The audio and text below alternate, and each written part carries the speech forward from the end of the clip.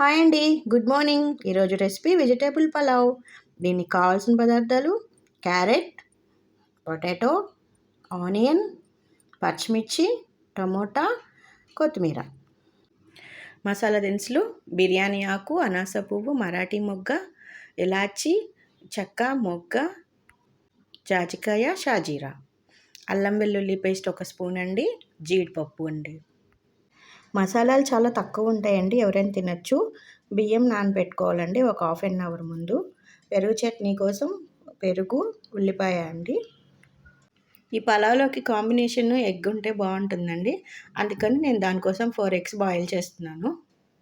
మీకు కావాలంటే వేసుకోండి, లేదంటే ఎగ్గులు స్కిప్ చేసుకోండి. పలావ్ తయారు చేద్దామండి. నేను కుక్కర్లోనే చేస్తాను కాబట్టి డైరెక్ట్గా కుక్కర్ పెట్టి పొయ్యి మీద వెలిగించాను. కొంచెం ఆయిల్, 1 స్పూన్ నెయ్యి వేసుకోవాలి. టేస్ట్ బాగుంటుంది అందుకనమాట. మీకు నెయ్యి ఇష్టం లేకపోతే స్కిప్ చేసేయండి. ఆయిల్ వేడెక్కాక మసాలా దినుసులన్నీ వేసుకోవాలండి ఒక్కొక్కటి. ఇవి ఫస్ట్ ఒక 2 నిమిషాలు వేగించుకోవాలి. ఈ పలావ్ దినుసులు వేగిన తర్వాత వెజిటేబుల్స్ వేసుకుందాం. ఫస్ట్ వీటిల్ని వేగించాలి.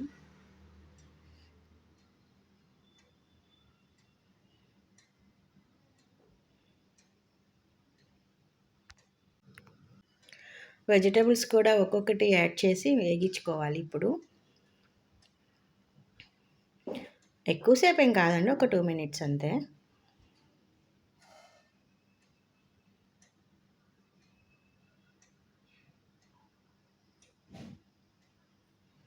ఇలా అన్నీ ఒక్కొక్క వెజిటేబుల్స్ అన్నీ వేసేసుకొని ఒక 2 మినిట్స్ మూత పెట్టి మగ్గించుకోవాలి.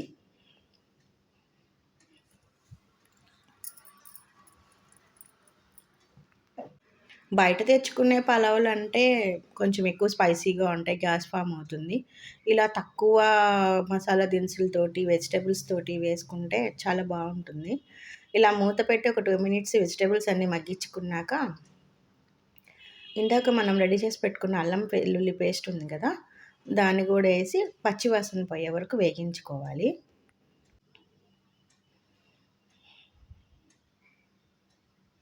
పిల్లలు బోర్ కొడుతుంది, ఏమన్నా డిఫరెంట్గా కావాలన్నప్పుడు ఇలా పలావ్ చేసి పెట్టండి, సూపర్గా ఉంటుంది. సింపుల్గా అయిపోతుంది, ఇష్టంగా తింటారు. పైగా దీంట్లో అన్ని వెజిటేబుల్సే కాబట్టి హెల్దీ అనమాట. ఇందాక మనం నానబెట్టుకున్న రైస్ ఉన్నాయి కదండి, ఆ రైస్లో వాటర్ తీసేసి ఫస్ట్ రైస్ వేసుకొని ఒక 2 మినిట్స్ వేగించుకోవాలి.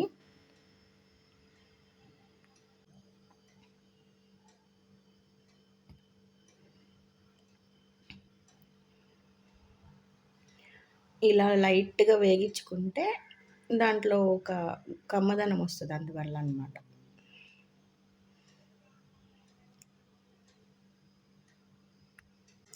డైలీ కూరలు, అన్నము ఇవన్నీ తినేసి బోర్ కొడుతుంది కదండి, ఎప్పుడన్నా వీకెండ్ సరదాగా సండేస్ అలా చేసుకుంటే బాగుంటుంది.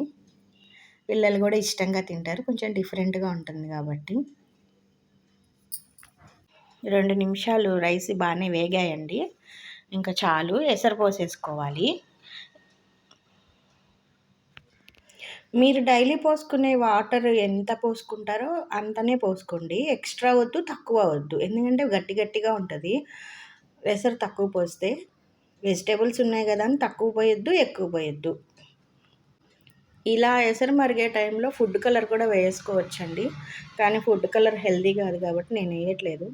దీనికి సరిపడా ఉప్పు అండి, సుమారుగా మీరు ఎంత వేసుకుంటారో ఆ టేస్ట్కి తగ్గట్టు ఉప్పు వేసుకోండి. దీన్ని మరగనివ్వాలన్నమాట. నేనైతే ఎటువంటి ఫుడ్ కలర్ యూస్ చేయలేదు.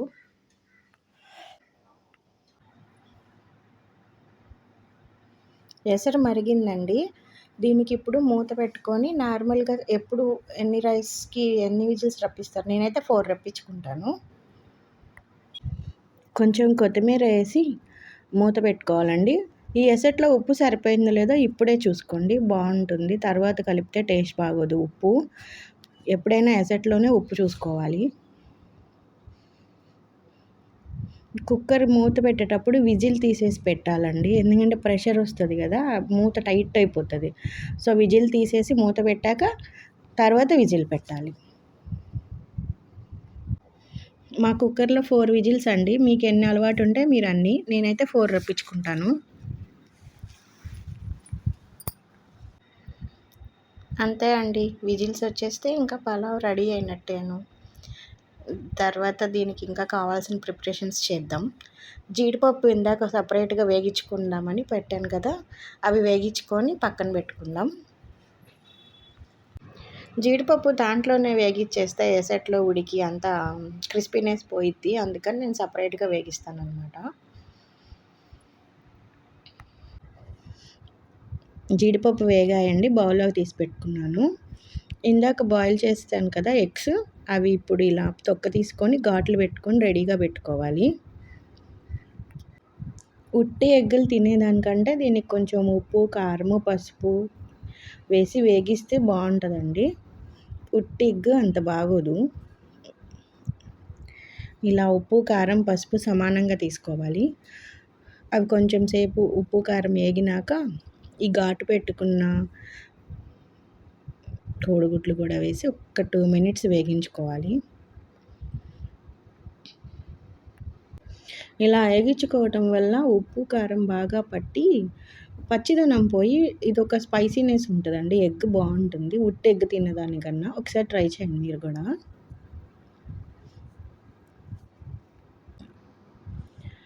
ఇందాక కుక్కర్ పక్కన పెట్టాం కదండి, దీని మీద ఇప్పుడు కొంచెం కొత్తిమీర పచ్చిది వేసుకొని బాగా కలిపెట్టుకోవాలండి. అడుగున పైన అంతా వెజిటేబుల్స్ పైన కింద ఉండిపోతాయి. అంతా కలబెట్టుకుంటే సమంగా వస్తుంది అన్నమాట.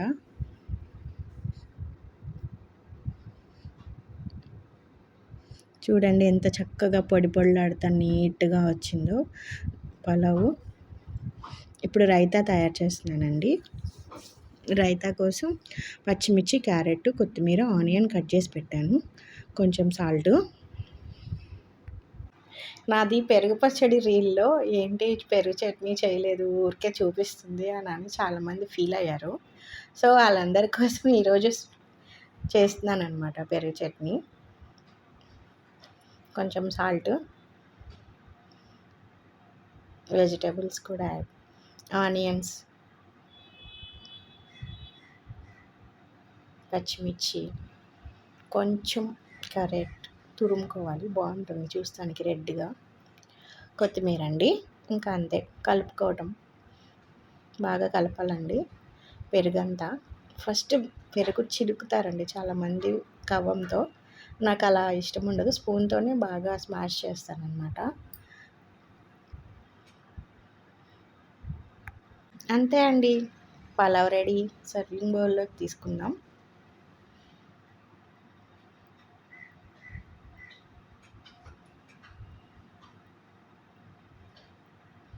వేడి వేడి pulao ready.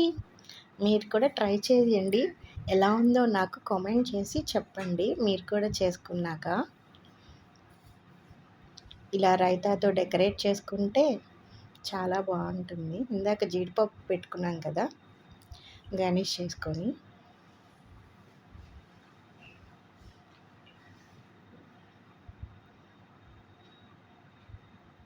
Pulao ready. Taste చూడండి మీరు కూడా చేసి. ఎలా ఉందో నాకు కామెంట్ చేసి చెప్పండి. Thank you for watching. Please subscribe. Like చేయటం మర్చిపోయారు, లైక్ చేయండి.